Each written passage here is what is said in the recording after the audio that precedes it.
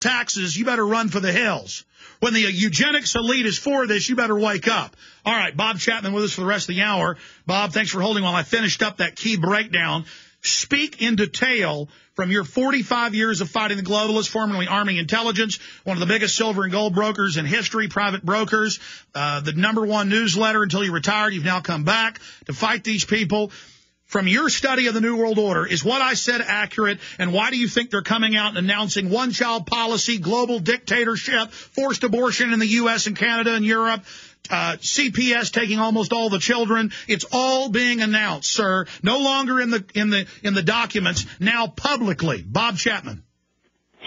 Well, that's exactly the way it is, and as an evolutionary process, I and a handful of others have been talking about it for 50 years.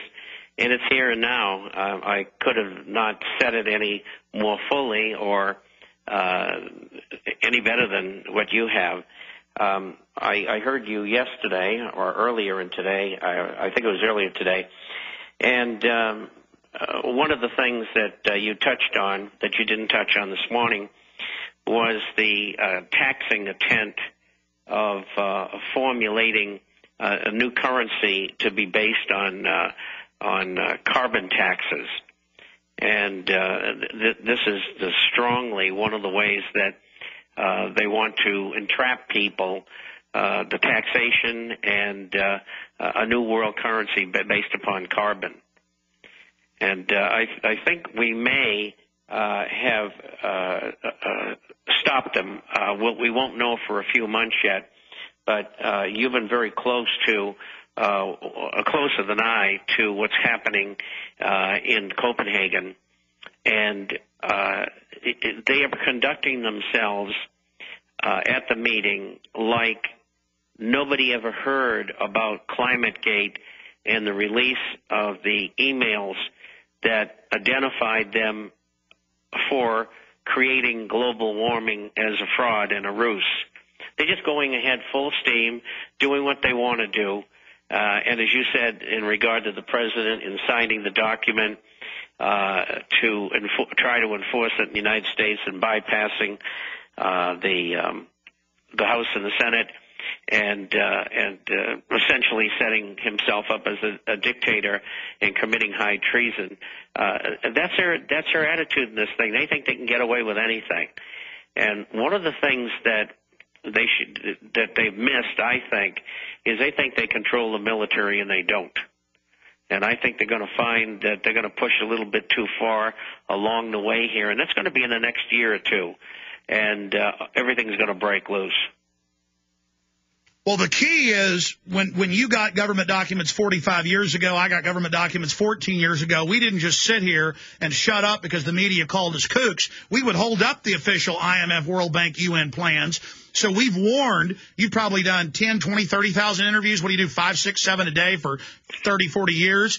I mean, I've been reaching hundreds of millions of people over the years. My films alone seen over 100+ million times on YouTube and Google. That's publicly, the newspapers report that with horror, that we're so effective. So we warned everybody. Now, everything we said would happen happened exactly as we said. Not because we have crystal balls. We were reading their own documents. Now people are freaking out and listening. And so we're beginning to get the momentum. Ron Paul said his audit the Fed's going to pass the House today. I mean, we are devastating them thanks to the fact that we didn't care about being demonized or laughed at, Bob. That's right. And we're going to keep right on doing it and sticking it to them, and we're going to win. But we got to have the help of the public. They've got to get with us. They have to take the information that we have and go to their elected representatives, especially at the lower levels, and the city councils and county councils and mayors and aldermen and state representatives. Go to sovereignty, push the government, push them right to the edge, push Wall Street right to the edge. We have to continue to identify the enemy. I mean, how bold is it?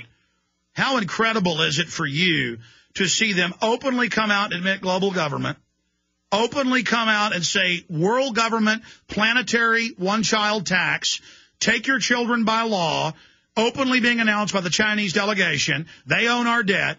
To see them openly announcing a global control over all transportation, a UN authority, a 2% tax on all GDP of countries, hundreds of taxes on all human activity, 700-plus new UN bureaucracies. I mean, this is amazing. It certainly is, and they're going for it because they don't have any other choice. They took the program forward. They made a big mistake. They couldn't stop, and they can't stop any more now than they could then. And if they don't go forward, they're going to be gobbled up anyway. Very well said, Bob Chapman. Let's continue to break this down on the other side of this quick break. This is the one, the only GCN Radio Network. I'm Alex Jones. Your call straight ahead. We're going to your phone calls in about 7 minutes. 1-800-259-9231. Bob Chapman, for those that don't know, we have a lot of new listeners every minute tuning in, getting so many new AM and FM affiliates. Bob helped publish and write the book, None Dare Call It Conspiracy. I talked to all the old-timers, and Bob Chapman was right there fighting them the entire time for almost 50 years. And so he can really, and he's been in high levels of business, so he knows a lot of these people, and he knows their histories. So take your time talking. I mean, Madeleine Albright's dad in Czechoslovakia, it was the famous Soviet that robbed over 1 million people. When the Nazis came, they had to run to Serbia. It came out on the news. She had all that Holocaust art in her house that was taken. That was on 60 Minutes. People noticed Holocaust, famous paintings behind her. She admitted it and said, I'm keeping it, basically go to hell. Soros, of course, worked for the Nazis. Others worked for the Soviets, the Gores. I mean, they work for killer thugs. It's who they are. Then you have John Shalikashvili, the former chairman, Joint Chiefs of Staff. His dad was the head Nazi general for the Polish turncoat that worked for the Nazis in Poland. I mean, it's only a few families. And these people know how to take over governments, have coups, and that's what their global carbon tax is. So, Bob Chapman, you've got the floor. Recap your George Soros story, the global taxes, what they're doing to the third world, Arm & Hammer, all of it. Bob Chapman, tell us. Well, George Soros, as I said, had been convicted twice of stock fraud. And this is in recent times. This is not 30 or 40 years ago. And he was the one who was given the inside information in the early 1990s by the royal family that the pound was going to break away from the European currencies. And the result would be that the pound would fall in value. And so George shorted the pound and made billions and billions of dollars. These people don't make money because they're extra smart. They all have inside information. And that's a very good example of it. And in the United States today, Warren Buffett's another one. He's brought around like the Grand Poobah and the all-knowing one, when in fact most of his deals are either in collaboration with the U.S. government or directly with the U.S. government. The reason that he just recently bought the railroad was to get carbon credits so that he could engage in the carbon trading. And incidentally, in Europe, they're already doing carbon trading, and they have a big scandal going on about how the carbon rates are all fixed and everybody's getting ripped off, and it'll be in tomorrow's issue of the Forecaster.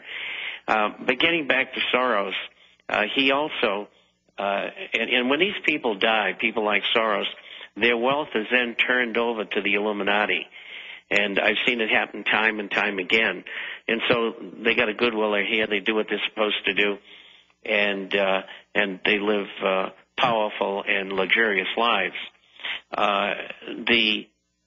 Soros used a good part of his money to foment these revolutions in all these Eastern European countries.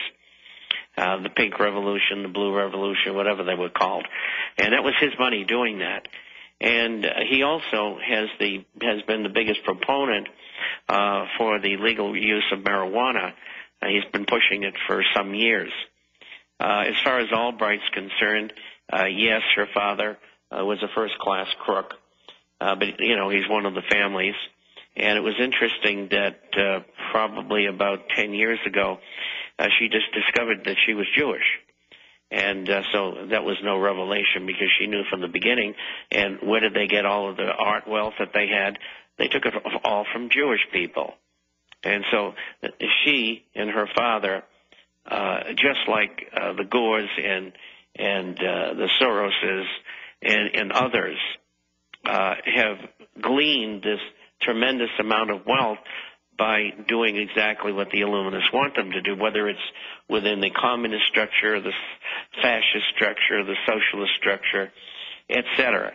That they have their mission, they're told what to do, and they get their orders and training and information from foundations and think tanks which are funded by these people.